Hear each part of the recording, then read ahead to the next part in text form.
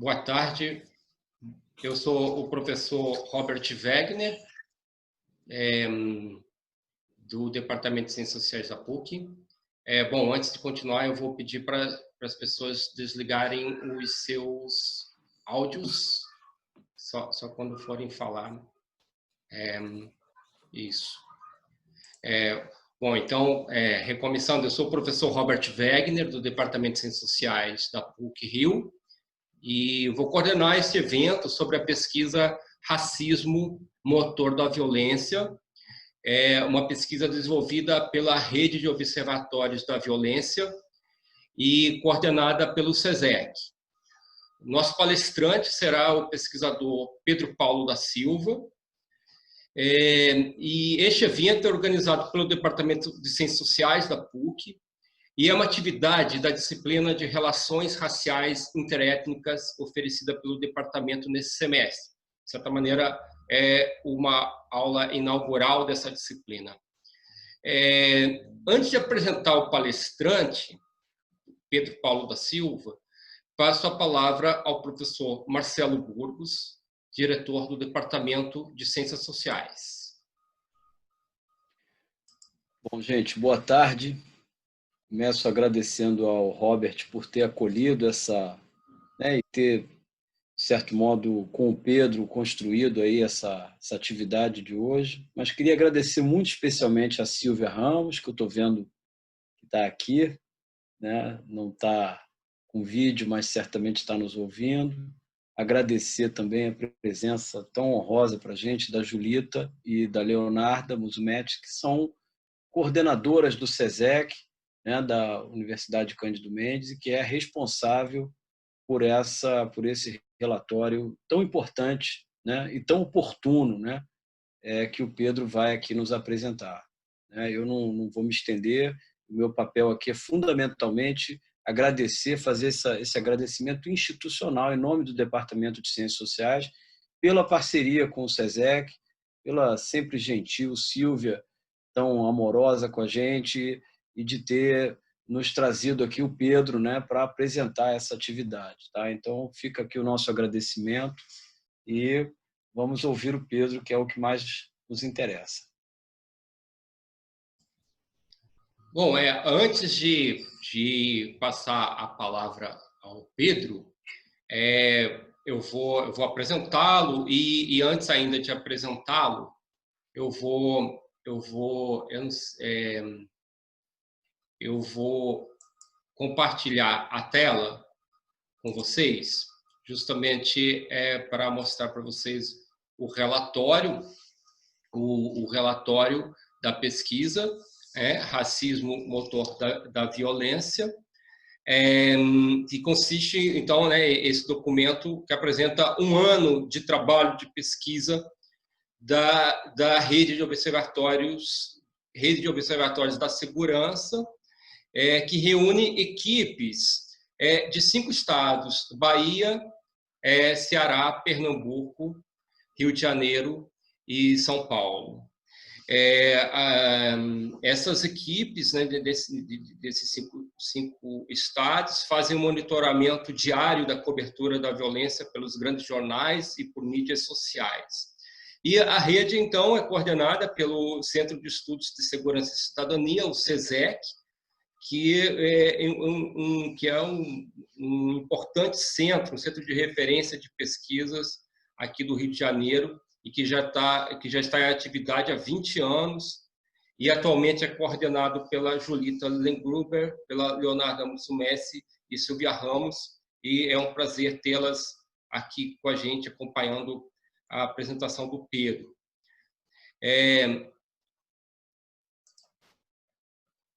O Pedro Paulo da Silva, nosso palestrante, possui graduação em Relações Internacionais pela nossa universidade, pela PUC do Rio, e atualmente é mestrando em Relações Internacionais pelo Programa de Pós-Graduação em Relações Internacionais da PUC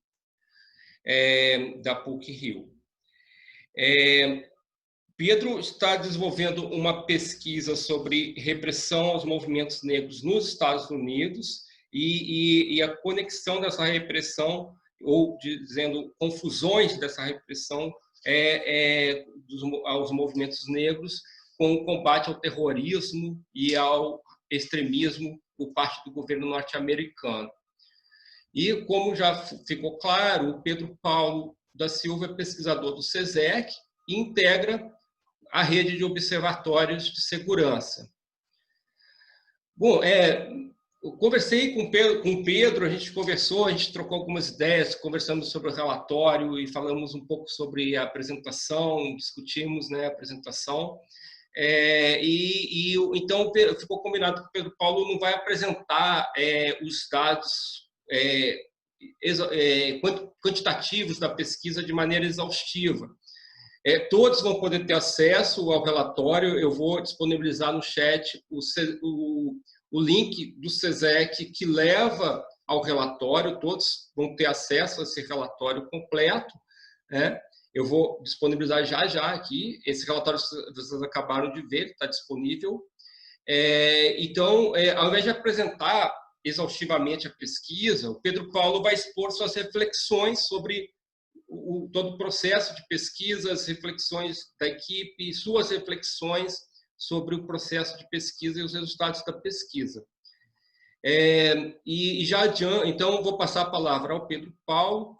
Já adianto que depois da apresentação do Pedro Paulo, a gente vai ter um tempo para conversar com ele, fazer questões, etc. Quem quiser já fazendo questões no chat, eu vou anotando, organizando. Podem ficar bastante à vontade e, de preferência, se identifiquem quando fizerem a pergunta. Bom, então, eu vou passar a palavra ao Paulo, reforçando o agradecimento que o Marcelo fez à Silvia Ramos e fazendo um agradecimento muito, muito especial pela grande gentileza do Pedro Paulo estar aqui essa tarde com a gente. Pedro, por favor, a palavra com você. Oi, gente. Boa tarde a todas, boa tarde a todos. Eu queria começar agradecendo, né, em nome da rede, ao professor Robert pelo convite, mas também ao departamento, né, de Ciências Sociais, na pessoa do professor Marcelo Burgos, que é um companheiro nosso já do SESEC já de bastante tempo. E a gente agradece pelo convite e pela oportunidade de estar mostrando o trabalho, né, mostrando o nosso relatório, estar mostrando a nossa pesquisa, mas, sobretudo, para poder estar dialogando com todo mundo. O professor Robert falou um pouco sobre a rede, e eu queria esmiuçar um pouquinho mais alguns detalhes sobre a rede e por que a gente faz o que a gente faz e exatamente o que a gente faz. E, para isso, eu queria voltar em 2018. Mesmo que a rede tenha sido fundada em 2019, 2018 foi um ano muito fundamental. É de conhecimento público, né? Todo mundo aqui sabe que em 2018 a pasta de segurança pública do Rio de Janeiro sofreu uma intervenção federal. Então, durante 10 meses, a política pública de segurança foi comandada por um general do Exército. E nessa época, uma intervenção na segurança pública ainda era um evento totalmente imprevisto, né? E que deixou nós, pesquisadores, pesquisadoras, ativistas, políticos e gestores públicos sem saber o que poderia acontecer, sem saber o que a gente poderia fazer, né? Daí o SESEC teve essa iniciativa de fazer o Observatório da Intervenção, que era um projeto de pesquisa que buscou acompanhar dia a dia a intervenção federal, de modo com que nós, da sociedade civil, soubéssemos onde os interventores estavam concentrando os recursos, o que estava sendo feito, como o interventor estava comandando a nossa segurança pública. Então, eu menciono o Observatório da Intervenção porque a gente começou a fazer esse tipo de acompanhamento diário e monitoramento diário da segurança pública na experiência do Observatório. Na época, nós fazíamos uma coisa muito semelhante ao que a gente faz hoje na rede, e é por isso que eu quis voltar no Observatório da Intervenção. Nessa época, a gente começou a olhar diariamente os principais jornais do Rio de Janeiro. O Dia, o Extra, o Globo, alguns jornais, entre aspas, alternativos como The Intercept, Também olhávamos as páginas institucionais das polícias, as redes sociais das polícias, porque a gente queria tentar mapear, por exemplo, onde estavam acontecendo operações policiais no nosso estado durante a intervenção federal. Sendo dessas operações, quantas pessoas estavam sendo presas, quantas pessoas estavam sendo mortas, o que estava sendo apreendido, além também de monitorar o orçamento público, né, para saber como os 1,2 bilhão dado pelo governo federal estava sendo utilizado, e monitorar os decretos do interventor, porque o interventor tinha total controle sobre a segurança pública, então ele implementou diversos decretos na época. Essa iniciativa foi muito bem sucedida, porque o observatório, junto com os movimentos de favela, era um mecanismo muito importante para contrapor a narrativa de sucesso da intervenção federal a partir de dados produzidos pela sociedade civil. Então, essa iniciativa ela já demonstrou que a produção cidadã de dados, ou seja, a produção de dados a partir de uma perspectiva nossa da sociedade civil, é importante para disputar a narrativa sobre o que é a política pública de segurança. Então, seguindo o exemplo do Observatório da Intervenção, em 2019 nós ampliamos essa mesma ideia de monitorar a política pública de segurança para além da intervenção, que a intervenção durou 10 meses, né? Então acabou em dezembro de 2018, para além do Rio de Janeiro, mas, sobretudo, para além do Sudeste. Porque se tem uma percepção de que o Sudeste do Brasil é o país onde a violência é concentrada. Mas quando a gente olha para taxas de homicídio, por exemplo, a gente percebe que tem estados e cidades no Nordeste que tem, e no Norte, que tem taxas de homicídios maiores do que a do Rio de Janeiro. O Rio de Janeiro, em números absolutos, é maior, tem o maior número de homicídios, de morte de intervenção pela polícia, mas em termos de taxa, ou seja, quando a gente pensa em termos do número absoluto pela população, a gente percebe que tem cidades no Nordeste que são tão ou mais violentas quanto o Rio de Janeiro. Então, é importante descentralizar. A gente ampliou essa ideia também para tentar dialogar e jogar luz a eventos e fatos e fenômenos que acontecem fora dessa nossa região, fora desse nosso mundinho do Sudeste. E é nessa perspectiva que nasceu a rede de observatórios, né? Que é uma iniciativa que junta 5 instituições de 5 estados brasileiros, como o professor Robert mencionou. Na Bahia, o observatório é comandado pela INNPD, que é a Iniciativa Negra por uma Nova Política de Drogas. No Ceará, é comandado pelo LEVE, que é o Laboratório de Estudos da Violência da UFC, a Federal do Ceará.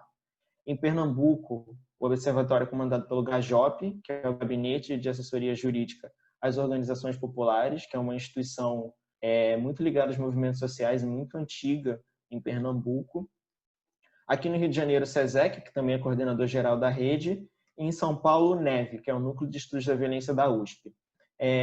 Como eu mencionei, o nosso objetivo é produzir dados sobre violência e sobre a política pública de segurança a partir de uma perspectiva que não é do Estado, a partir de uma perspectiva da sociedade civil. Isso é importante por 3 motivos. Para a gente poder complementar os, entre aspas, dados oficiais do Estado, porque vou dar um exemplo do que eu quero dizer por complementar. Aqui no Rio de Janeiro, a gente tem um Instituto de Segurança Pública, o ISP, que mensalmente publica dados sobre latrocínio, sobre morte decorrente de intervenção policial, sobre homicídios no geral, homicídios dolosos, sobre roubos, mas o ISP não publica, por exemplo, dados sobre operações policiais. Dados sobre operações policiais, só nós, do Observatório da Segurança Rio de Janeiro, produzimos. E esse dado é extremamente importante. O que não significa que os dados que o ISP publica sejam ruins, errados ou não sejam bons, mas que a gente precisa de mais. A gente precisa saber onde as polícias estão concentrando seus esforços, seus recursos, para saber como a política pública de segurança está sendo orientada. Nesse sentido, os nossos dados complementam os dados do Estado. Às vezes, os nossos dados também servem para contrapor os, entre aspas, dados oficiais do Estado. Vou dar um outro exemplo. Ano passado, em 2019, eu não vou lembrar exatamente o mês, mas em 2019 aconteceu um caso muito, entre muitas aspas, fascinante em Pernambuco. Uma mulher foi assassinada pelo seu marido. O marido jogou essa mulher numa fogueira de São João. As forças de segurança entenderam esse assassinato como um homicídio e não como um feminicídio. Isso é muito importante, porque a gente entende o quanto os dados oficiais, em alguns momentos, vão contar algumas narrativas e reforçar algumas coisas que não necessariamente são aquilo. Então, a gente produzir esses dados também serve, às vezes, para as narrativas pelo Estado. E, por fim, os nossos dados também servem para refinar alguns dados, os dados, entre aspas, oficiais, porque existem alguns estados, o Rio de Janeiro não é o caso, mas existem alguns estados onde eu acho que da nossa rede a Bahia talvez seja o mais emblemático, onde a Secretaria de Segurança não publiciza regularmente ou publiciza com baixa qualidade os dados sobre a política pública de segurança. Então, ter uma iniciativa como a nossa, que vai produzir esses dados, acaba sendo central e importante nesses espaços, nesses estados que não têm a mesma, pode-se dizer, tradição que a gente tem aqui no Rio de Janeiro de publicizar esses dados. Para a gente conseguir manter o nível de publicação e confiança nos nossos dados, a gente utiliza uma mesma metodologia em todos os estados, que é a metodologia que a gente começou a desenvolver no Observatório da Intervenção. Como eu falei, como eu disse, diariamente uma pesquisadora de cada estado monitora 16 indicadores. Dentre esses indicadores, a gente tem feminicídio e violência contra a mulher, ações de policiamento, chacinas, linchamento, violência contra a população LGBTI+, racismo e injúria racial, dentre alguns outros. E, ao ter esses indicadores em mente, as pesquisadoras vão nos principais jornais do seu estado, então, em São Paulo, a Folha de São Paulo, o Estadão, no Rio de Janeiro, o Globo, o Extra, para tentar encontrar casos que entrem nesses indicadores. Essas pesquisadoras também monitoram as páginas institucionais e as redes sociais das polícias e dos órgãos de segurança, além de jornais como o The Intercept, a Ponte. E, após esse monitoramento, um outro pesquisador revisa cada um dos bancos de dados, de modo a alinhar possíveis discrepâncias e, de tempos em tempos, permitir que a gente publique esses dados, como é o caso do relatório que hoje eu vim aqui apresentar e conversar com vocês sobre. 2 meses atrás, em junho, nós lançamos o nosso relatório de 1 ano, né? A rede foi fundada em junho de 2019. Nesse primeiro relatório, os dados vão de junho de 2019, quando a gente começou, a maio de 2020, porque nós queríamos 12 meses completos. E nesses 12 meses, nós monitoramos 12.559 eventos dentro desses 16 indicadores. Um evento, para deixar bem claro, é um fato que ocorre em determinado espaço, em determinado tempo. Então, por exemplo, uma operação policial que aconteceu no Morro de São Carlos hoje de manhã. Isso é um evento.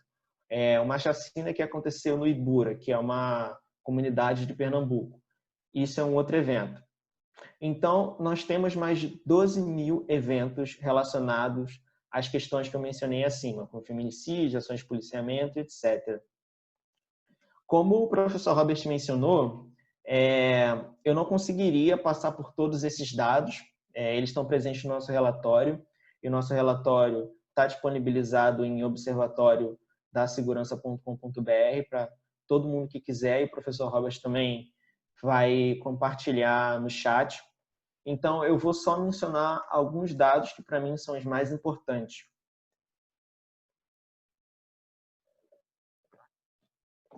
dentre esses 12.559 eventos que nós monitoramos em um ano, apenas 50 casos foram de racismo e injúria racial.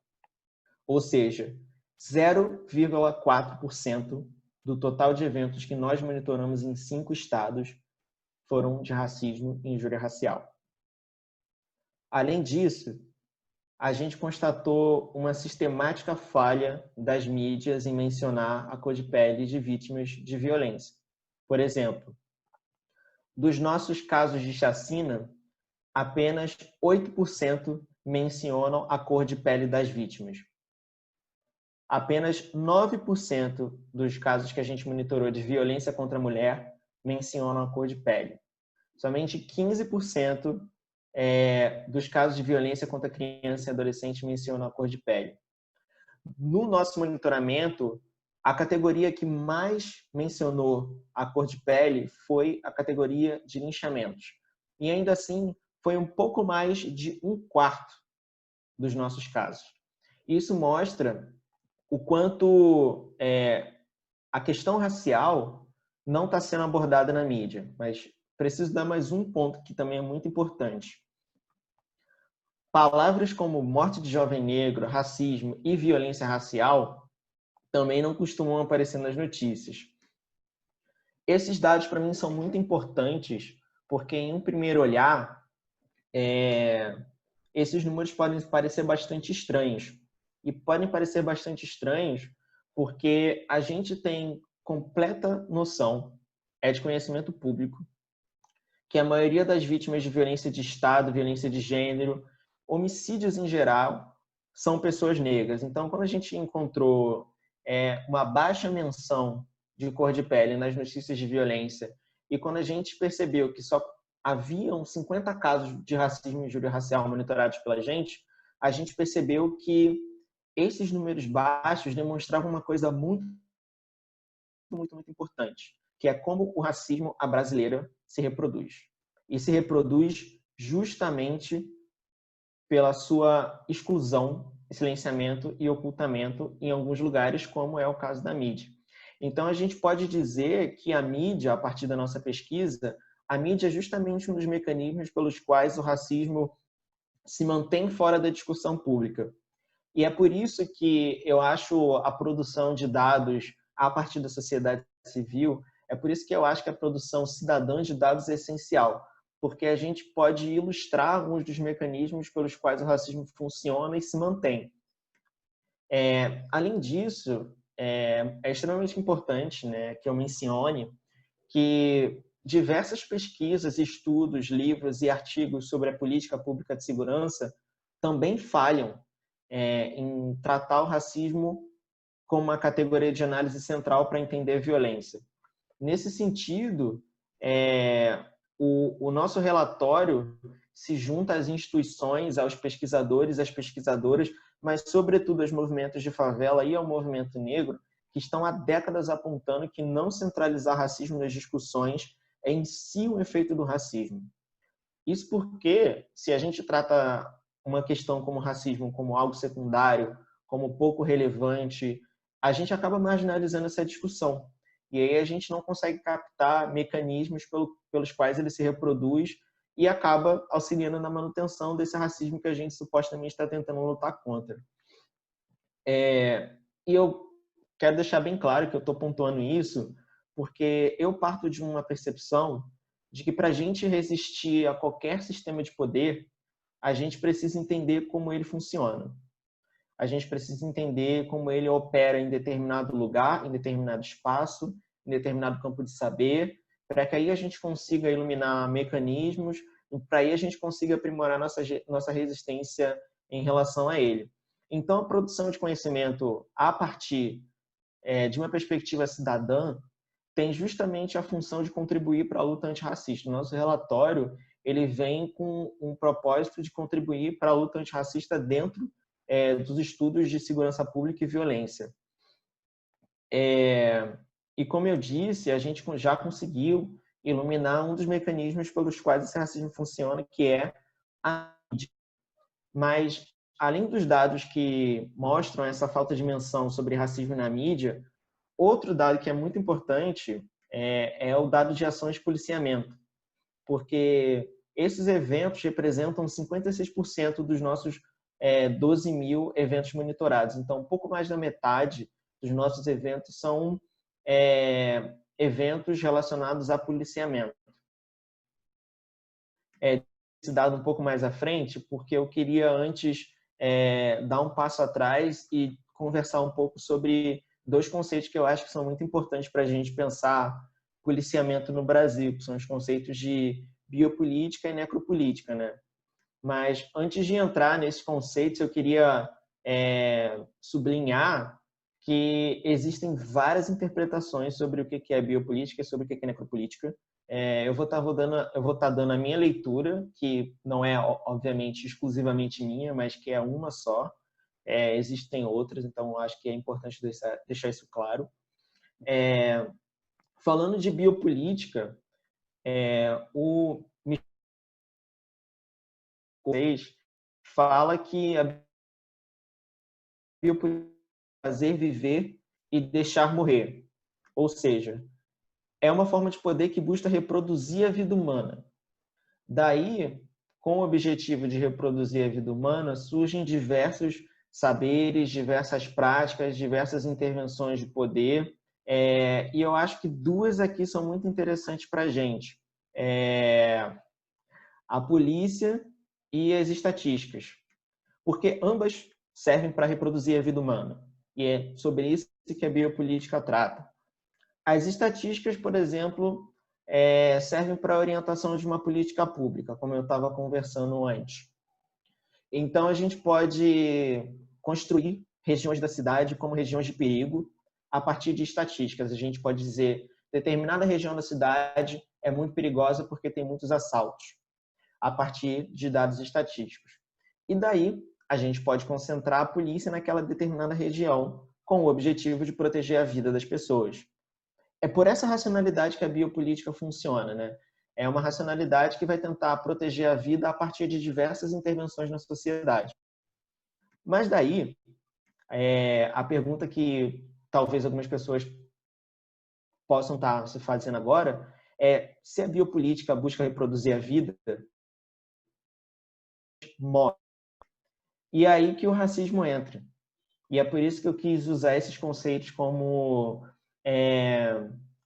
um fio condutor para a gente pensar a discussão do relatório. Porque o Foucault vai dizer que o racismo é o mecanismo pelo qual se deixa morrer. Ou seja, em prol da reprodução da vida de uma parte da população, algumas populações são deixadas morrer a partir da categoria de racismo. Isso é muito interessante, né? Porque eu falei há 2 minutos atrás que a gente pode usar as estatísticas para usar a polícia de uma forma mais eficiente, de modo a proteger a vida das pessoas. Mas aí a gente sempre tem que perguntar, né? Proteger a vida de quem? Proteger a vida de quem?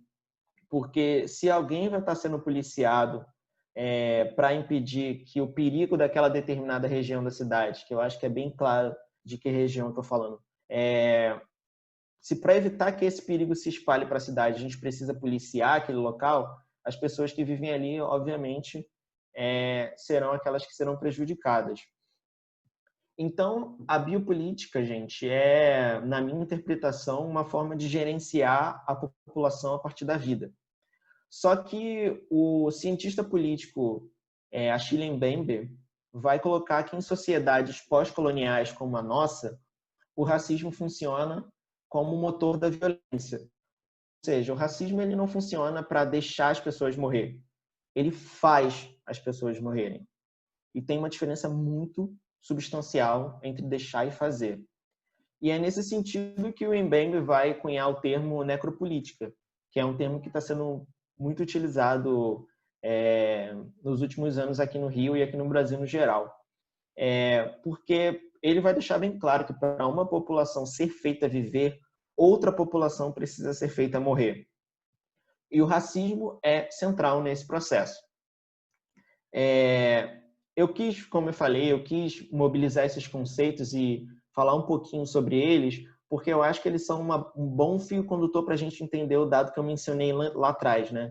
O dado de que a maioria das ações que a gente monitorou são ações de policiamento, porque a gente consegue perceber que ainda se tem uma perspectiva de que a política pública de segurança é feita com a polícia, ou seja, a política pública de segurança é a própria polícia. A polícia é como se fosse a política em si mesma. Então, a gente, a partir desse dado, consegue identificar uma leitura muito particular do que é política pública de segurança e do qual é a função da polícia nessa política pública de segurança, ou seja, que é uma função de centralidade. Além disso, eu também quis mencionar esses conceitos porque eu queria deixar a reflexão que eu comecei lá no início. Se a gente entende que estatística é importante para a reprodução da vida e para a reprodução da morte, a gente consegue entender o efeito que a falta de dados e a falta de menção sobre cor de pele, sobre racismo, tem na vida da população negra. A falta de menção nas notícias, nas mídias sobre racismo e violência, a gente consegue, desses conceitos e dos nossos dados, entender qual é o efeito. Se a gente não tem dados nas mídias que vão mostrar que a maioria das vítimas de feminicídio são mulheres negras, se a gente não tem menção na mídia das pessoas que são mortas em chacinas, se a gente não tem menção sobre cor de pele na mídia sobre vítimas de LGBTfobia, a gente pode perguntar, a partir da discussão de bio e necropolítica, quem é protegido e quem não é. Quem é feito morrer e quem é feito viver. E é com isso em mente que a gente precisa entender o objetivo da rede de observatórios, que é a produção cidadã de dados, que é trazer essa discussão justamente demonstrando o quanto a falta desses dados ajuda a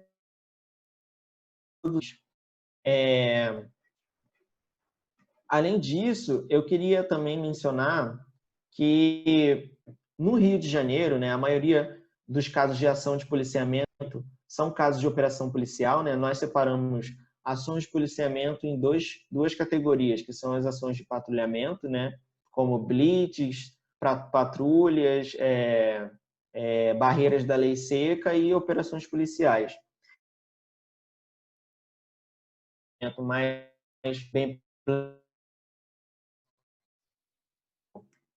Mais forte, 137 operações policiais, sendo 1.100 só no Rio de Janeiro. Então, quase a metade das operações policiais são no Rio de Janeiro. E nessas notícias sobre ações de policiamento, algumas palavras são muito comuns, e essas palavras também são interessantes para a gente pensar como o racismo é transmitido nas notícias sobre ações de policiamento nas principais mídias do país. Palavras como drogas, suspeitos, tráfico são extremamente comuns, enquanto palavras como inteligência e investigação, que são entendidas como um policiamento eficiente, são pouco mencionadas.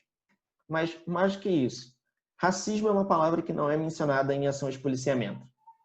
Negro é uma palavra que é mencionada uma vez. E isso a gente consegue entender como também auxilia na criação de um campo discursivo onde o policiamento ele é deslocado do racismo. É quase como se você, a partir da falta de menção de racismo em notícias sobre policiamento, você conseguisse construir uma percepção de que a polícia não é orientada pelo racismo. E isso é uma coisa muito importante. E eu acho que é interessante a gente também pensar isso, sobretudo a partir do caso do George Floyd nos Estados Unidos, né, que foi morto há alguns meses atrás, porque as mídias brasileiras deixaram bem explícito que quando George Floyd morreu, ele era um homem negro que havia sido morto por um policial branco. Enquanto acontecem diversos casos de homicídio de pessoas negras por parte dos agentes do Estado no Brasil, e as mídias não tendem a não mencionar isso, como fizeram no caso do George Floyd. E aí eu queria dar um exemplo, por exemplo. Em fevereiro, um PM de Salvador agrediu um jovem de 16 anos. E é muito evidente o racismo na abordagem daquele policial, porque um vídeo foi gravado e o policial chamava aquele jovem que só estava andando de vagabundo e dizia que o cabelo dele, que era um Black Power, era uma desgraça, entre várias outras frases e sugestões racistas, né? E mesmo sendo um caso que aconteceu aqui no Brasil, ele não teve de longe a repercussão na mídia que teve o caso de George Floyd. E não teve ainda, mesmo não tendo o nível de repercussão, mesmo que tivesse, muito provavelmente não teria sido falado em termos de racismo. Além disso, essas ações de policiamento que, como eu mencionei, são os principais eventos que a gente monitorou, mais da metade dos eventos que a gente monitorou, a maioria desses foram concentrados no que a gente chama repressão ao tráfico de drogas, ou seja, ações que buscam combater o varejo de algumas drogas em alguns lugares da cidade. Foram 1.618 ações de combate ao varejo de drogas que nós monitoramos nesse ano nos 5 estados. E isso também deixa muito claro que a guerra às drogas continua orientando a ação das polícias no Brasil. E como intelectuais negras e negros há décadas vêm denunciando, existe um caráter racial na guerra às drogas que é muito evidente para nós. Então, quando a gente, a partir dos nossos dados, consegue inferir que as polícias elas estão focadas em combater o, entre aspas, tráfico de drogas, a gente consegue também captar uma outra dimensão racial da política pública de segurança.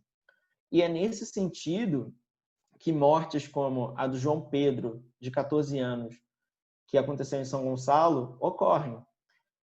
Mortes como a do João Ferreira, de 14 anos, que morreu em Fortaleza, o William da Silva Melo, 19 anos, em Recife, e dos jovens que morreram pisoteados em Paraisópolis, acontecem. É a partir dessa lógica necropolítica. E esse ponto, né, eu mencionei casos dos 5 estados que compõem a rede, porque isso ajuda a gente a iluminar que a relação entre racismo e policiamento não é uma coisa que está relacionada a desvio de conduta das ações policiais. Também não está relacionada a uma instituição policial específica em um estado específico, mas é estrutural do país. A gente consegue ver isso em diversos estados, em diversas instituições policiais diferentes. Do Sudeste ao Nordeste, a gente consegue perceber esse caráter racializado das ações de policiamento. E, por fim, eu queria finalizar com 2 pontuações. A primeira como eu tentei apresentar nessa minha primeira fala, nossos dados ilustram que o racismo é um sistema de poder que se apresenta de várias maneiras. Ele pode se apresentar pela falta de menção nas mídias sobre a cor de pele das vítimas de violência. Ele também pode aparecer pela concentração nas ações policiais no combate ao varejo de drogas, que é uma guerra racializada. E também os nossos dados, então, nesse sentido, a gente consegue, a partir dos nossos dados, demonstrar que racismo é um fenômeno extremamente complexo no que concerne a violência e segurança pública. E eu queria fazer essa pontuação para a gente entender que a gente precisa sempre dar um passo atrás quando a gente estiver discutindo racismo, porque a gente precisa entender como é que o racismo está funcionando naquele campo de saber, para a gente conseguir resistir a ele. A gente primeiro precisa dissecar o racismo para a gente conseguir resistir. Além disso, para realmente finalizar, o professor Robert mostrou o relatório no início E tem uma coisa que, para mim, é a mais importante desse relatório que eu preciso frisar nesse final. Quando ele mostrou o nosso relatório, eu não sei se todo mundo conseguiu notar, que o nosso relatório é composto por imagens de pessoas negras. Essas imagens de pessoas negras são fora do imaginário comum que se tem sobre a relação entre racismo e violência, que são pessoas negras subjugadas e morrendo. Essas fotos foram todas tiradas em protestos realizados nesse ano aqui no Rio e em outros estados, à luz dos assassinatos do George Floyd, do João Pedro e do assassinato do Miguel, em Recife. Foi aquele menino que foi deixado morrer pela patroa da mãe dele. E isso é extremamente importante, porque como eu tentei argumentar nessa minha fala, racismo é um sistema de poder que é muito pervasivo. Mas, ao mesmo tempo, nós, pessoas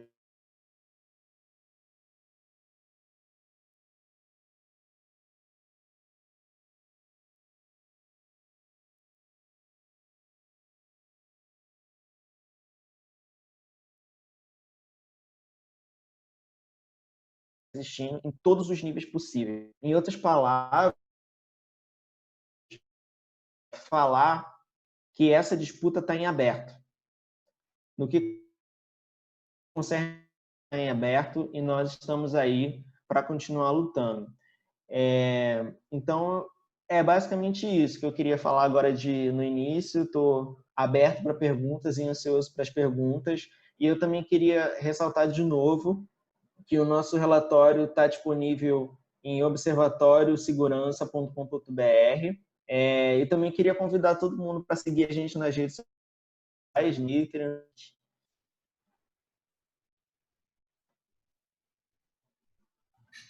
Passa o link no chat, por favor. Eu já passei, gente, já está disponível, tá? Está no chat ali o link direto para o relatório, certo? Engraçado, eu não estou aparecendo, mas tudo bem. Bom, estão me ouvindo, né? Bom, em primeiro lugar, foi excelente sua apresentação, Pedro Paulo. A gente não pode bater palmas aqui porque não faz muito sentido, né? Quando a gente está aqui à distância, mas foi um prazer ouvi-lo. E, assim, foi muito feliz, né, o título do relatório de vocês, Racismo, Motor da Violência. E você fez uma fala assim, muito esclarecedora, né? E quando você falou da necropolítica do Achille Mbembe, fica muito claro, né, essa inspiração no título do relatório. E como eu sugiro a todos, né, acessem o chat para lerem o relatório, é fantástico. E assim, como eu já li o relatório, eu só para, na verdade, reforçar o ponto do Pedro Paulo, porque logo no início do relatório, a equipe da rede de observatórios, a equipe escreve que o racismo é o tema que atravessa as pesquisas de violência da rede de observatórios, né? Uma vez que negros e negras são as principais vítimas da violência no país. E aí trazem alguns dados do Fórum de Segurança, né, mostrando como que a taxa de homicídio no Brasil é de 28 por 100 mil habitantes, enquanto que a taxa entre jovens negros do sexo masculino, na faixa dos 19 aos 24 anos, a taxa de homicídio é de 200 por 100 mil. Né? Então, isso traz à tona esse racismo estrutural. E o ponto que contudo, e esse é o ponto do Pedro Paulo, né, como que esse racismo é invisibilizado, né? Ele não aparece nos jornais, na mídia, né? E tem uma frase muito lapidar que condensa esse ponto do relatório, que o Pedro Paulo reforçou, né, eu leio, um ano da rede de observatórios nos permite dizer que a violência racial não aparece nos números, mas se realiza onde silencia. Esse ponto é crucial. Aí eu começo fazendo uma pergunta, Pedro, exatamente sobre esse ponto, né? Sobre essa questão da cobertura, essa questão da cobertura da mídia e de não tocar no racismo. E você foi muito feliz também na sua apresentação, e foi bastante esclarecedor, de ligar esse silenciamento do racismo ao racismo à brasileira, como você disse, né? Esse racismo que é a negação, que é o racismo que nega o racismo, né? Então eu acho foi muito esclarecedora, muito legal sua apresentação. Aí minha pergunta é a seguinte: como vocês têm analisado vários jornais, várias redes sociais e mídias, e como você falou, mídias alternativas, vocês têm tido a percepção de algum veículo de informação que tem trazido alguma coisa nova, revolucionado um pouco essa maneira de trazer as notícias? Eu queria que você falasse um pouco disso, então, nessa questão mais específica, mas aí e depois trazer essa questão, discutir essa questão mais específica em termos mais gerais, porque vocês estão trazendo o relatório da pesquisa que começou em 1º de junho de 2019 a 31 de maio de 2020, né? E, de fato, aí você trouxe a questão do George Floyd, né? E de como as mobilizações nos Estados Unidos antirracistas. E, assim, a minha percepção é que, com todos os limites, esse evento nos Estados Unidos e as lutas antirracistas nos Estados Unidos mexeu um pouco com as mídias no Brasil, deu uma visibilidade. Não estou falando, né, que rompeu com essa invisibilidade do tema do racismo, mas mexeu um pouco nesse ponto, né? E eu queria saber de você até que ponto, se isso te traz alguma esperança, qual é o limite disso? Claramente tem limites, mas eu queria te ouvir falar sobre isso. Desculpa, Pedro, deixa eu te falar uma coisa antes de você responder. Gente, como a gente está na sala, todo mundo está participando juntos, né? É possível, quem quiser, fazer perguntas para o Pedro Paulo falando, tá certo? E quem se sentir mais à vontade escrevendo, pode escrever no chat, que daí eu passo a pergunta, o Pedro Paulo vê e tal, tá certo? Então é isso. Pronto. Eu queria agradecer de novo, professor. É muito gratificante poder estar aqui conversando com colegas da PUC e, sobretudo, tendo com a ilustre presença da Silvia, da Julita, da Léo, do Pablo, que também é coordenador adjunto do SESEC, da Bruna, que é pesquisadora do Observatório, todos os meus colegas importantes nessa pesquisa. Sobre a pergunta sobre as mídias, tem duas respostas. Existem veículos que hoje em dia trazem a pauta racial como central, e dentro desses veículos o que eu acho mais importante de citar é o Alma Preta, que é um blog jornalístico que faz trabalhos incríveis e impressionantes, sempre centralizando o racismo há 5 anos, se eu não me engano. Então, Alma Preta é uma referência de mídia para a gente entender o racismo. E também tem um outro lado. O Alma é um veículo, né? Mas também existem muito poucos, mas existem jornalistas negros dentro de grandes veículos como o UOL, como o Globo, como o Extra, como a Folha de São Paulo, que estão trazendo esse trabalho individualmente. Mas isso é, de fato, um trabalho que é feito por jornalistas específicos, não por esses jornais grandes.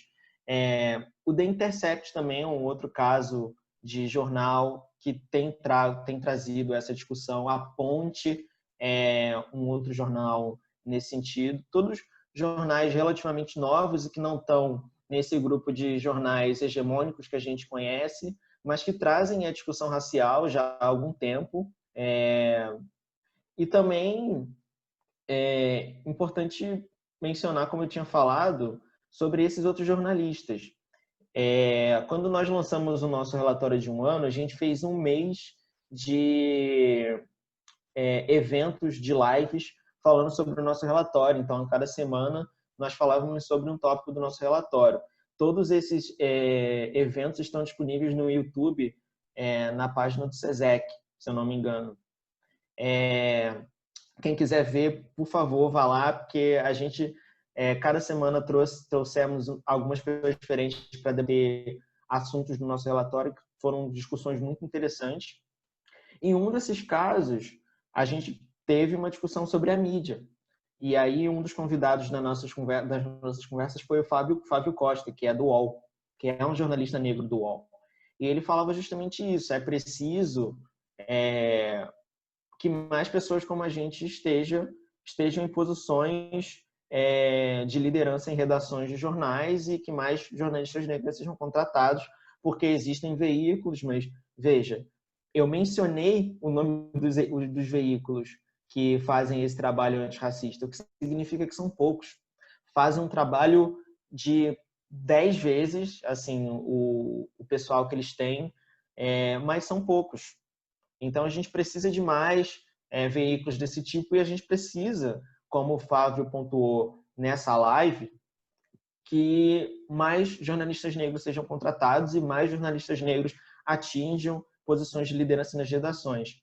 E sobre a luta antirracista nos Estados Unidos, esse é um tópico bem complexo, o efeito disso aqui no Brasil.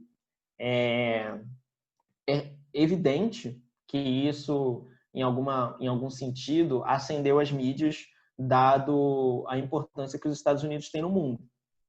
Então, isso levou as mídias a olhar a discussão racial, mas a discussão racial nos Estados Unidos.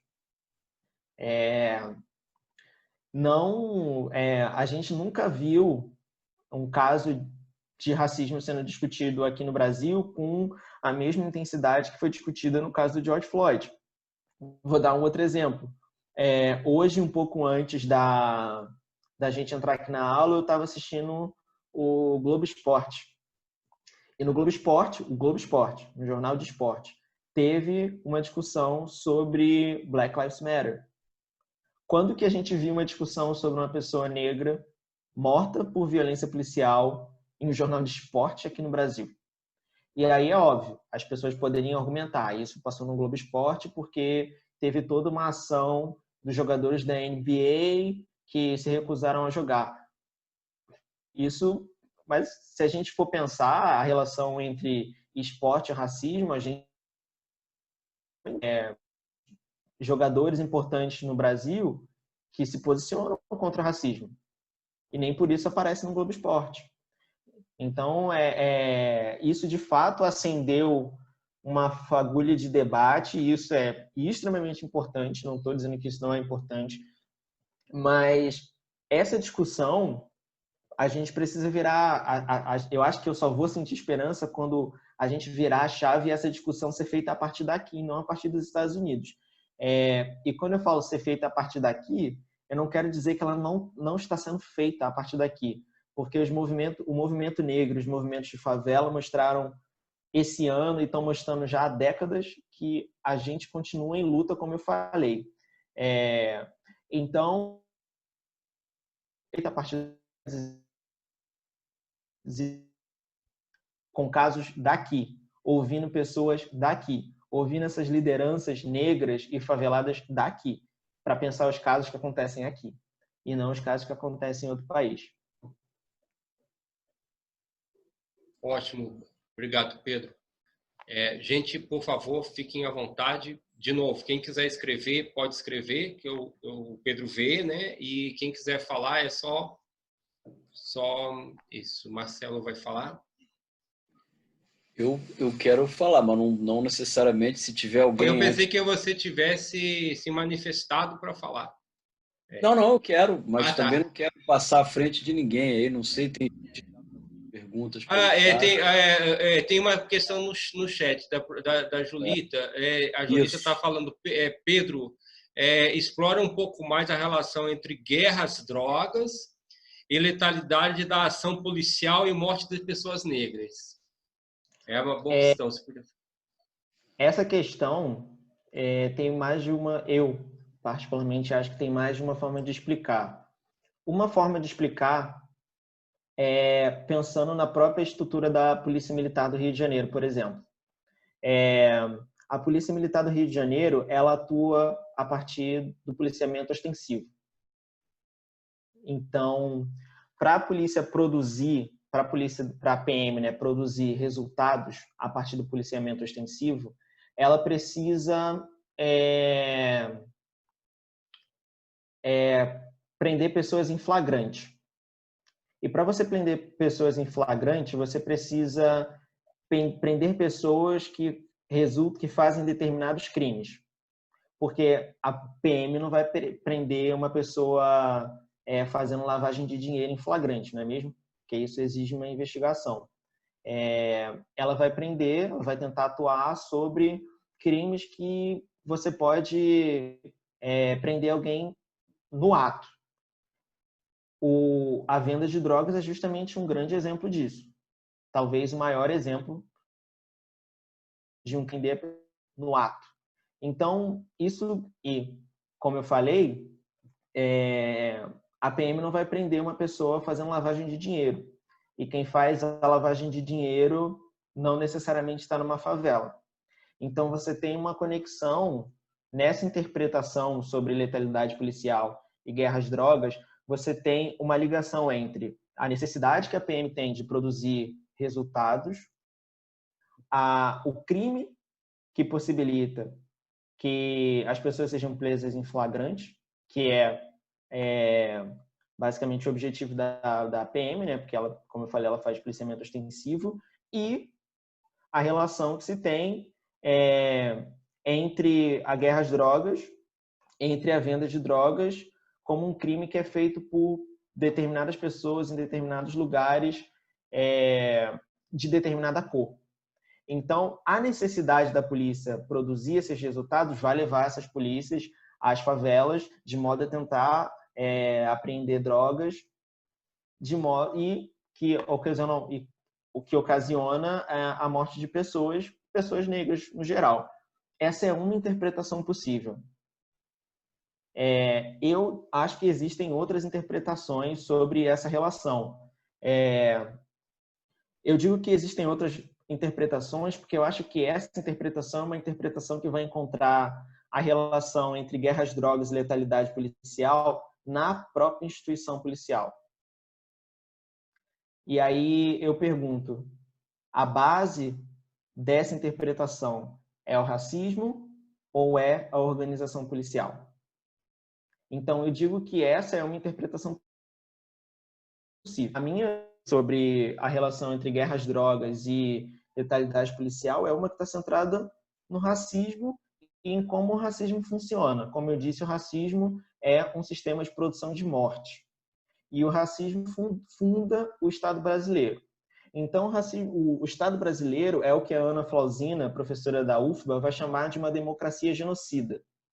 Então, se a gente vive num Estado que é baseado no genocídio de pessoas negras, a gente consegue entender que a guerra às drogas é um dos mecanismos que que mantém o Estado funcionando. Então, a relação entre guerra às drogas, racismo, letalidade policial, eu faria uma outra combinação desses termos. Eu diria a relação entre o racismo com a guerra às drogas e a letalidade policial. Porque nessa interpretação, o racismo é a base. Então, o que eu estou querendo dizer essa combinação, essa relação, o que explica para mim é o fato de que a gente foi fundado num país, a gente vive num país fundado num genocídio racial.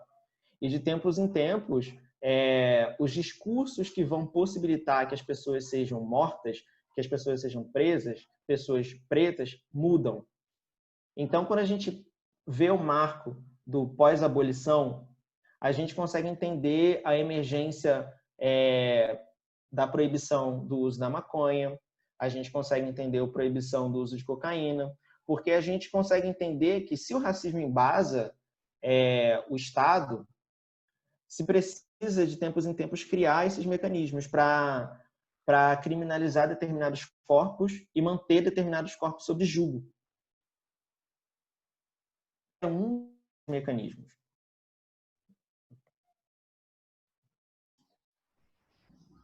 Pessoal, a palavra está aberta. Eu só vou chamar a atenção que no chat a Silvia postou também um link do observatório, que é o do relatório, e o Pablo está postando os vídeos as lives que o Pedro Paulo tinha que o Pedro Paulo tinha se referido.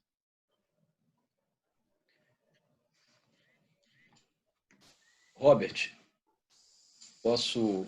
Claro, Marcelo. Eu queria, antes de mais nada, dizer que para o Pedro, né, que fiquei muito impressionado com a sua apresentação, né? Acho que você conseguiu aí apresentar um quadro para a gente conceitual e ao mesmo tempo colocando luz em uma dimensão que é fundamental do relatório, né?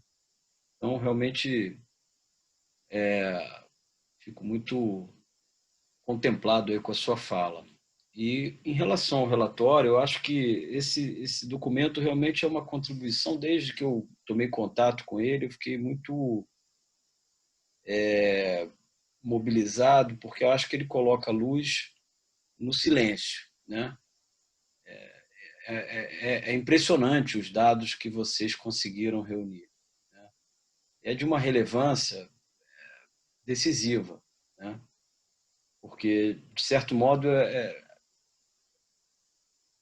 formularia, trabalhando com o tema da segurança, da violência pública, da maneira como a gente vive, muito especialmente no Rio, né? Você falava que quase 50%, se não 50%, das operações se dão aqui no Rio. É muito, muito impressionante como a gente chegou até aqui, né? Ao ponto de termos helicóptero atirando do alto, né? Nas favelas. E sempre a imprensa, ou a grande imprensa, né? De certo modo, legitimando, né? Pouquíssima reação, comoção, a não ser nas histórias individuais, né? Quando você vai para uma determinada situação, uma mãe que perde uma criança, aí a imprensa faz um trabalho de valorizar aquele momento de dor, né? Mas, ao fazer isso, de certo modo, naturaliza o resto, né? Então, eu acho que esse relatório, a minha pergunta vai nessa direção, ele coloca, para mim, ele coloca o dedo na ferida, porque acho que é impossível entender o que se passa, especialmente no Rio de Janeiro, né? Imaginar operações policiais enquanto as crianças estão na escola, tendo que se esconder, se jogar no chão, né? E a gente convive com isso, sai governo, entra governo e as coisas não mudam, né? Eu acho que é impossível entender isso sem levar em conta o papel da imprensa, da grande imprensa, né? Então, acho que o relatório foi muito cirúrgico na sua escolha metodológica, né? E, por isso, eu vejo ele como um divisor de águas, num certo sentido, né? E minha pergunta é nessa direção. Como é que tem sido a repercussão desse relatório, né? Como é que vocês têm, que tipo de retorno vocês têm tido? É importante que ele possa, inclusive, gerar, e a Silvia, mais do que ninguém, domina muito esse debate, né? Um impacto na grande imprensa. A grande imprensa ela tem, muitas vezes, uma responsabilidade ou uma irresponsabilidade criminosa em relação à maneira como ela cobre os eventos, né? E como ela silencia a questão racial, né? Então, é mais para te ouvir nesse sentido, se é que você pode já, o relatório ainda, né, ainda está sendo conhecido, a gente sabe que é um pouco demorado, né, mas, de qualquer modo, imagino que já se possa falar alguma coisa nesse sentido. E parabéns, mais uma vez, aí pelo trabalho. E até faço um parênteses aqui, quando eu falei da Silvia, da Julieta, da Leonarda, não citei o Pablo, mas, com certeza, também saúdo aqui a presença do Pablo, né, que faz parte também da coordenação do SESEC. Obrigado pela pergunta, professor. Sobre como você disse, esse relatório a gente pode entender ele como um divisor de águas, porque, como eu falei, ele tenta centralizar o racismo na produção de conhecimento sobre violência e segurança pública, o que é uma coisa que não necessariamente é feito sempre. Então, assim, eu queria mencionar que um dos efeitos do processo de confecção desse trabalho foi a reflexão que nós estamos tendo no SESEC sobre a conexão entre racismo e produção de conhecimento de segurança pública. Um efeito do próprio relatório, um efeito do processo de fazer o relatório, foi que a gente cada vez mais pensou a importância que nós, pesquisadoras e pesquisadores, temos em produzir conhecimento antirracista dentro de segurança pública. E daí que eu, Pablo e a Silvia Ramos, nesse momento estamos realizando um projeto justamente sobre isso, sobre a relação entre raça, racismo e a produção de conhecimento de segurança pública, de modo com que a gente consiga começar a escavar e a identificar como o racismo é tratado dentro desse campo de saber. Então, esse eu diria que é um efeito importante que a gente está começando a trabalhar e que eu acho que também vai dar fruto, e que esse relatório é justamente a base, é o divisor de águas para a gente começar a também fazer essas proposições e começar a trazer essas reflexões com cada vez mais intensidade, mais sistematicidade e mais corpo. E eu também queria mencionar, né, que você falou sobre a função que a grande mídia tem sobre a reprodução de estigmatizações nas favelas. Eu acho que o último caso é o caso do G1, que eu não sei se todo mundo aqui está a par, que o G1 ontem, ou hoje de manhã, eu não tenho certeza, publicou uma matéria sobre o Complexo da Maré, onde falava que o Complexo da Maré era um bunker do tráfico. Então, assim, esse tipo de discurso produz uma estigmatização sobre a favela que é de tal forma que a gente pode quase apostar um dinheiro hoje que amanhã vai ter uma operação no Complexo da Maré por conta disso. E a gente pode quase que inferir que muitas pessoas inocentes vão morrer por conta dessa matéria da grande mídia. Então, assim, eu acho bem preciso esse ponto que você levantou, professor, que é justamente a função que a mídia tem. E como a gente tenta trazer no relatório, a gente relaciona isso ao racismo, né? Não é só pensar a mídia como um mecanismo para reproduzir uma perspectiva militarizada de segurança pública, mas é trazer a mídia como um mecanismo de reprodução do racismo, que é uma virada de chave importante. Que aí eu acho que contribui bastante. E a repercussão disso, como eu disse, ela acontece em vários níveis. Eu acho que ainda está o relatório. Eu não acho que a gente esperava que esse relatório fosse criar uma mudança de uma hora para outra no relatório de instituição, que vai gerando frutos com o tempo, em curto, médio e longo prazo. Eu mencionei, por exemplo, essa pesquisa que eu e o Pablo e a Silvia estão fazendo, que é um dos efeitos desse relatório, mas também a percepção que isso pode gerar dentro do nosso campo de pesquisa, inclusive, dentro das academias, dentro das universidades, dentro do centro de pesquisa. Então, assim, é uma contribuição importante que vai atingindo vários níveis em momentos diferentes, eu diria. Eu acho que é isso. Tem uma pergunta aqui do Pedro, que isso, eu queria do Pedro, engajar. está vendo, né? Isso. Tô. Eu não diria que é nós estarmos para trás, Pedro, porque isso é a minha percepção pessoal como pesquisador. Eu não acho que diria que nós estamos para trás por dois motivos. Primeiro, porque racismo, e desculpa ao aluno de Relações Internacionais aqui, tá, gente? Racismo é uma categoria política global. Não é uma coisa que está relacionada só ao dentro dos estados, mas é uma categoria transnacional. O que eu estou querendo dizer por isso? A luta antirracista daqui e de lá é a luta antirracista. Ponto. De tal forma que os movimentos daqui têm conexões com os movimentos de lá, da mesma forma que tem conexão com os movimentos da Palestina. Então, assim, o que eu estou querendo apontar é que a minha crítica não é que nós estamos para trás, é que a mídia não dá atenção para as nossas pautas. Nós não estamos para trás em nenhum sentido. Nós, movimentos de favela e movimentos negros, não estamos para trás em nenhum sentido. Nunca estivemos. A gente sempre esteve na vanguarda de todas as lutas globais contra o racismo. Então, eu estou falando isso porque eu não quero que me entenda errado. Eu não estou falando que o movimento de favelas e o movimento negro está para trás. Eu estou querendo dizer que a mídia daqui talvez esteja para trás, justamente por não reconhecer o racismo do Brasil. Isso é um ponto.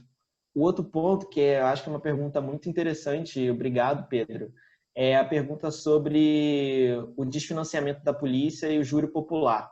Se isso serve para cá.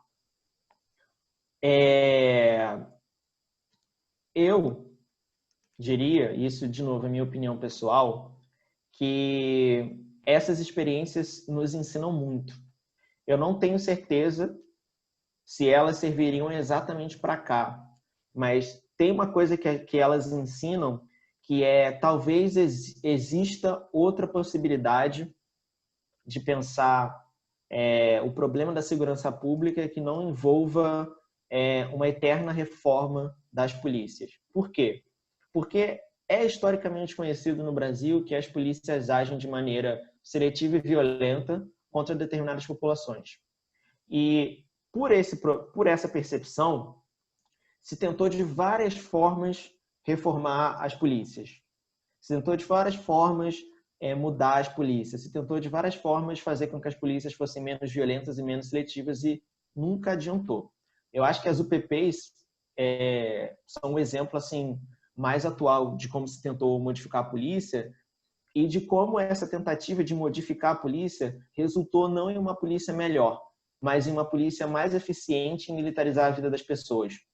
Então, eu acho que a questão do desfinanciamento é interessante não porque talvez seja uma solução que cabe para todos, que a gente pode pegar e implementar aqui, mas é porque essa solução se embasa em um pressuposto de que talvez a gente não consiga reformar a polícia.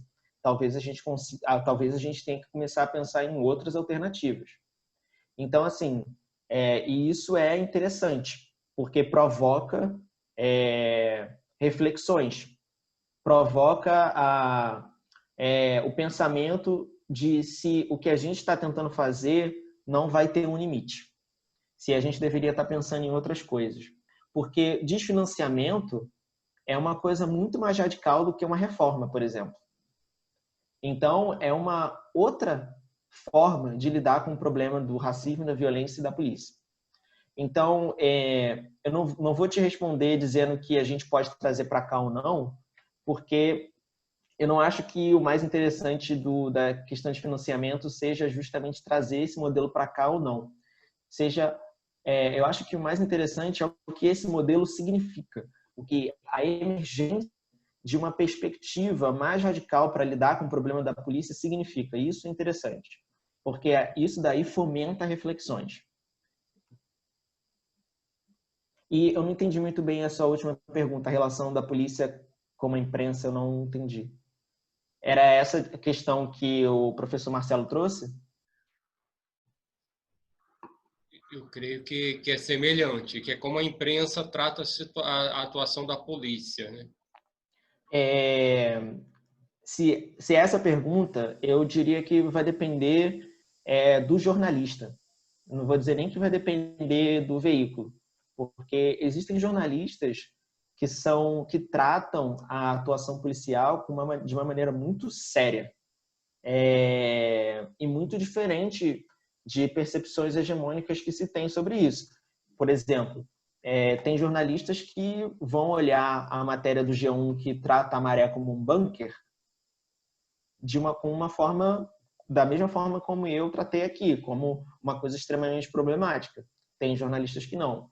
Então, eu diria que a relação da polícia, a mídia e a atuação da polícia vai depender muito do jornalista. Tem jornalistas que são muito bons, que produzem matérias muito, muito relevantes. Pedro Paulo, a Maju vai fazer uma questão para você, creio que falando. É isso, Maju? Oi. Sim, eu posso falar. Vocês estão conseguindo me ouvir? Sim. Sim. Bom, primeiramente eu gostaria de dizer que gostei muito dessa fala, do estudo de vocês. Queria parabenizar. E, bom, enquanto você estava falando, eu pensei em alguns textos e me veio à mente, quando você falou sobre a imprensa, um estudo feito pela Elielma Machado, chamado Palavras que Marcam, que foi feito também com Nirema e com o pessoal da PUC. E aí nele ela reconhece que os jornais são divididos por classe, em segmentos médios e em segmentos populares. Essa ideia de que existe a objetividade e existe o sensacionalismo. Aí a minha questão é como lidar com essa liberdade de imprensa em relação a como a discriminação racial é tratada. Você acha que existe uma vontade maior em atingir os leitores, ou existe um reconhecimento do racismo e são pensadas estratégias para combatê-lo? Eu acho que aí se relaciona a discussão de racismo institucional, né?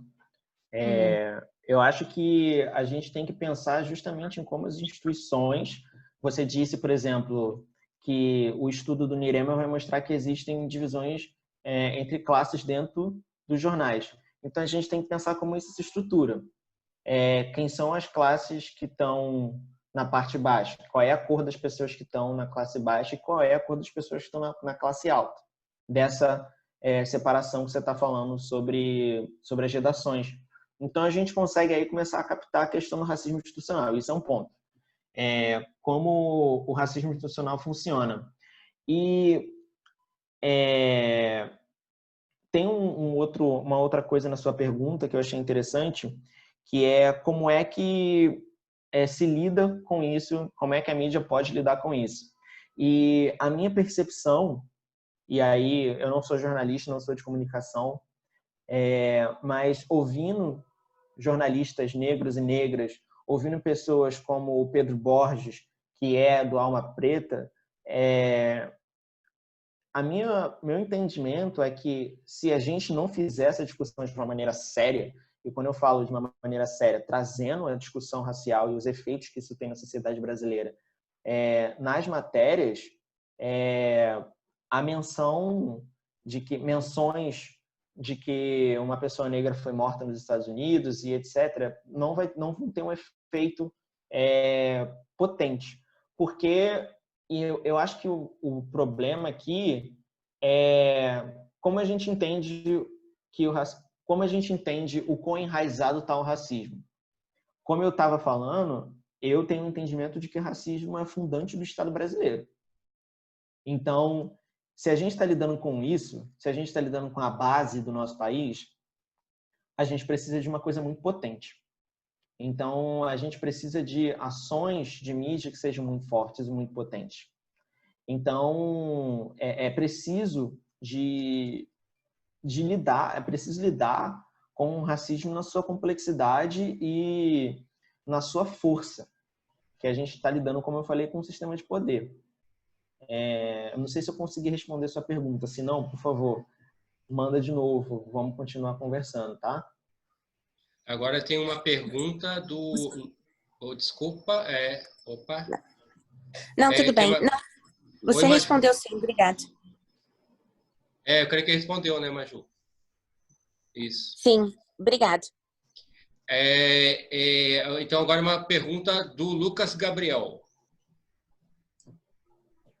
Então, Pedro, professores, boa tarde. Eu gostaria também de parabenizar você, porque foi muito boa, assim, foi muito, muito boa mesmo. Assim, bem inspiradora também para nós que estamos na graduação, né? E eu queria te perguntar, você como pesquisador, qual a influência dessa decisão do STF, né? Como ela pode impactar futuras pesquisas ou em relação a controles que vocês costumam fazer, né? Já que, por exemplo, a gente tem visto ultimamente ações policiais que muitas das vezes a gente se descobre pela internet, né? Alguém posta um vídeo que não necessariamente tem saído na mídia, assim, de forma oficial, mas que com essa decisão do STF parece que fica um pouco nebuloso essas ações, né? A gente acaba sabendo por rede social e não necessariamente pela mídia. Lucas, a sua percepção é bem precisa, porque desde que a decisão do STF foi passada, a gente tem visto uma estratégia de comunicação, poderia-se dizer, das polícias, onde as polícias fazem uma operação, mas falam que não estão fazendo uma operação, mas estão fazendo uma operação. Então, você não tem havido uma diminuição da palavra operação nas mídias, mas a gente continua captando ações de policiamento, entende? A gente continua vendo casos de ações da polícia em determinada favela, que a polícia fala, isso não foi uma operação, mas a gente lê a descrição, a gente conversa com as pessoas e a gente entende que aquilo foi uma operação. Eu acho que um exemplo desse, se eu não me engano, aconteceu no Complexo do Alemão semana passada ou semana retrasada, uma operação policial, e a polícia disse que não estava fazendo uma operação porque o STF proíbe. Estava perseguindo pessoas que tinham assaltado um banco ou algo assim. Mas foi claramente uma operação, porque você não vai perseguir uma pessoa que assaltou um caixa eletrônico com um caveirão, não é mesmo? Então, tem havido uma estratégia de dizer que as polícias não estão fazendo operações porque o STF proíbe, mas a gente tem visto a continuidade dessas operações. Então, é quase como uma estratégia discursiva mesmo. Mas, ainda assim, eu queria ressaltar, e você tocou num ponto que assim, é muito importante, muito caro, que, de fato, a decisão do STF tem sido muito, muito boa, muito acertada e tem tido um efeito ótimo de diminuir mesmo as operações nas favelas. E os nossos dados, se vocês forem em observatoriosegurança.com.br, a gente fez um estudo recentemente demonstrando o efeito das decisões do STF no número de operações e demonstrando que quanto menos operações, menos mortes. Então, a gente consegue inferir, a partir dos nossos dados, que a decisão do STF gerou, de fato, menos operações e essa diminuição de operações diminuiu também o número de mortes de pessoas nas favelas.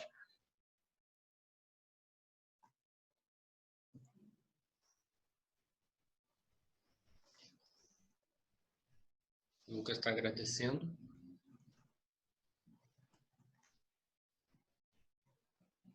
Alguém mais? Eu creio que...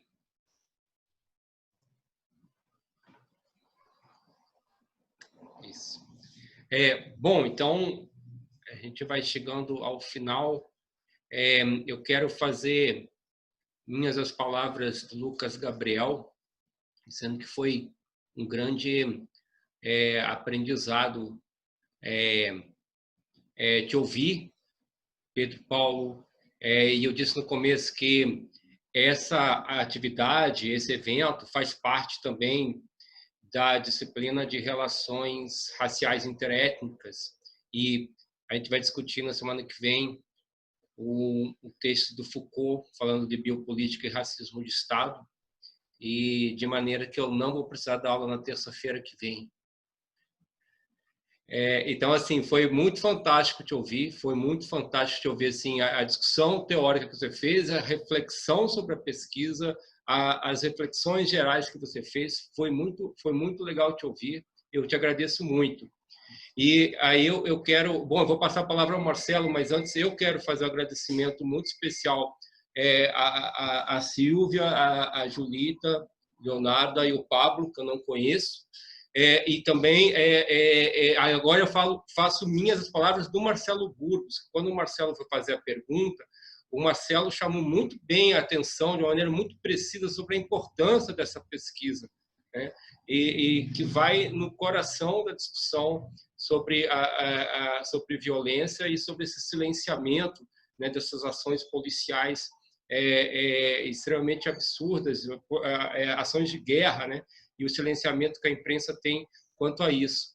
Então, eu só tenho a agradecer a todos vocês, parabenizar a tua apresentação, parabenizar a pesquisa da Rede de Observatórios da Violência e agradecer a presença de todos vocês aqui hoje.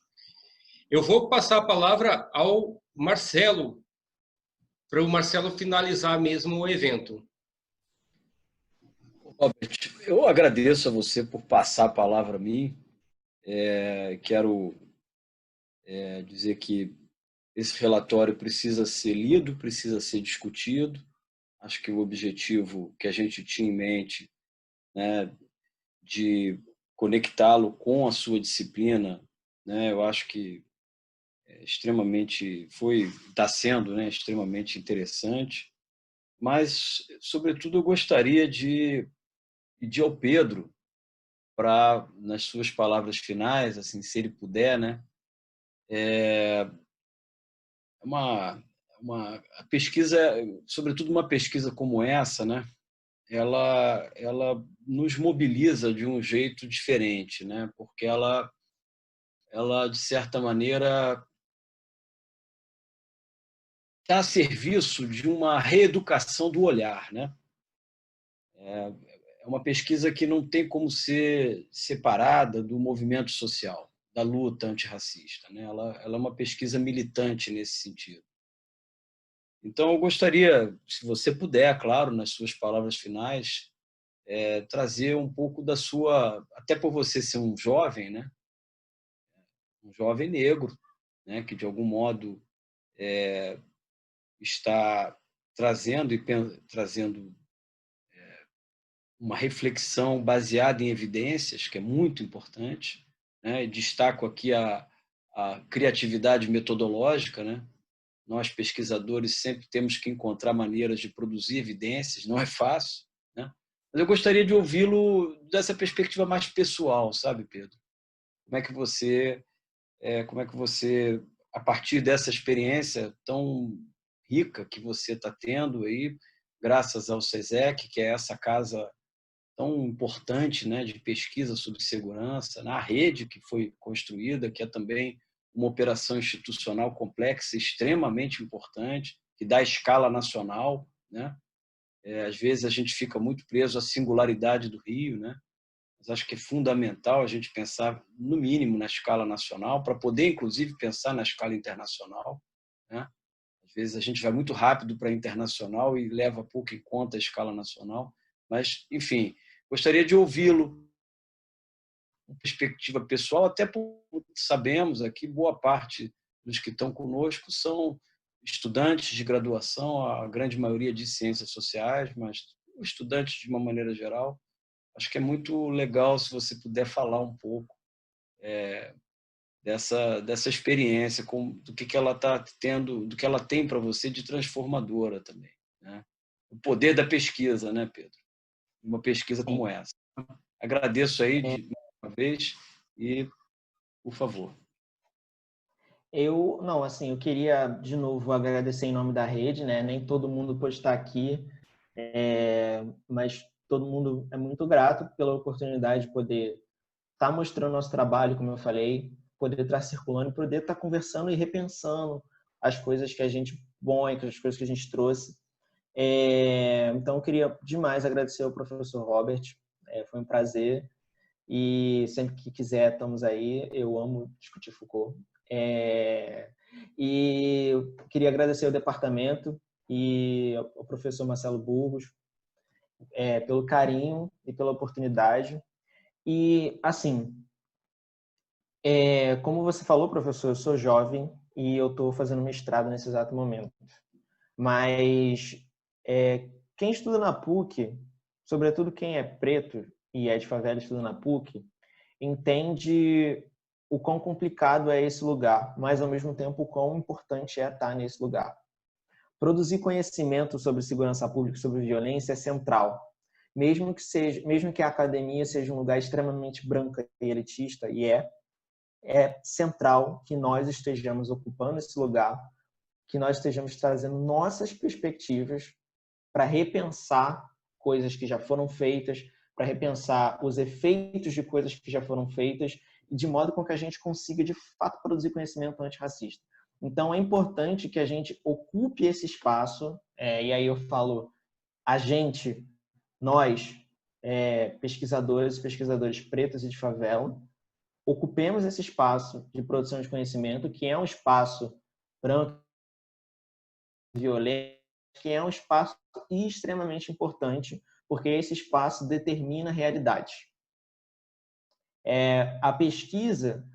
Uma pesquisa como a nossa, se ela não tivesse centralizando o racismo, ela poderia ter muito um efeito de produzir uma realidade onde o problema da violência e da segurança pública não é um problema da raça. Então, a gente precisa ocupar esse espaço, trazer essas perspectivas, trazer esses conhecimentos, colocar a raça no centro, para que aí a gente consiga produzir conhecimento antirracista de verdade.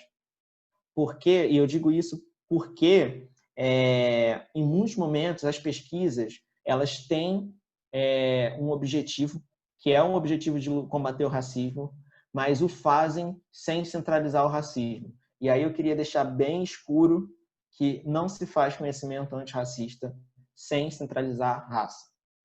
Em muitos momentos, não centralizar a raça vai servir justamente ao propósito de reproduzir o racismo.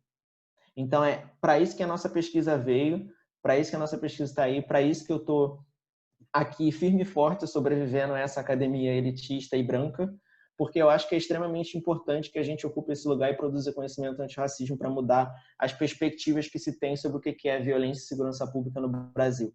É isso. Gente, Pedro, foi uma grande tarde, eu diria, para a PUC, para todos nós. Muito obrigado, gente.